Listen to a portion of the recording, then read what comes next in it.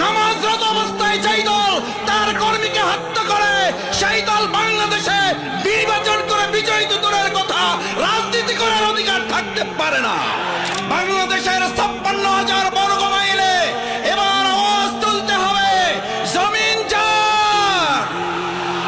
সব দেখেছি বারবার, ইসলাম এইবার।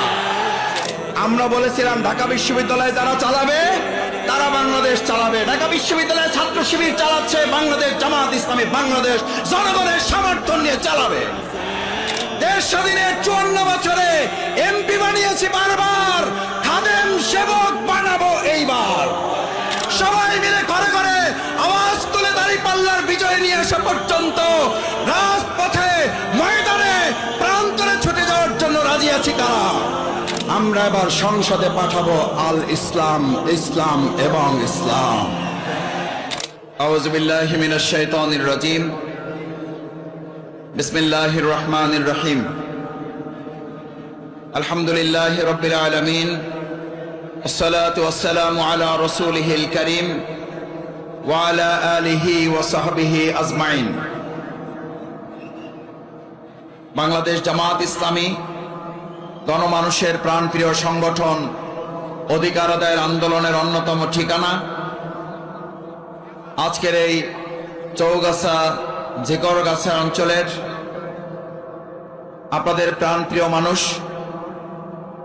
বিশিষ্ট অভিজ্ঞ চিকিৎসক ডাক্তার মুসলিউদ্দিন ফরিদ ভাইয়ের আজকের এই আসনের বিশাল এই জনসভার সম্মানিত সভাপতি, উপজেলার সম্মানিত আমির,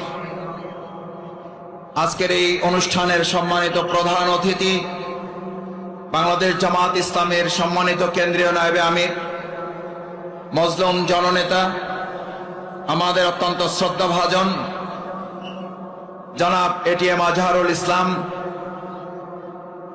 আজকের প্রোগ্রামের অন্যতম বিশেষ অতিথি, বাংলাদেশ জামাত ইসলামী কেন্দ্রীয় নির্বাহী পরিষদের অন্যতম সদস্য, আপনাদের অঞ্চলের সম্মানিত অঞ্চল তত্ত্বাবধায়ক, শ্রদ্ধাভাজন জননেতা জনাব মোবারক হোসেন। আজকের এই প্রোগ্রামের মধ্যাকর্ষণ, যাকে কেন্দ্র করে আপনারা হাজার হাজার ভাই এবং বোনেরা, ভিন্ন ধর্মাবলম্বী বন্ধুরা এখানে উপস্থিত হয়েছেন। কেউ বসে আছেন, কেউ দাঁড়িয়ে আছেন, কেউ দাঁড়াবার জায়গা না পেয়ে ছাদে অবস্থান নিয়েছেন। আপনাদের সেই প্রাণপ্রিয় মানুষ, আমার অত্যন্ত শ্রদ্ধাভাজন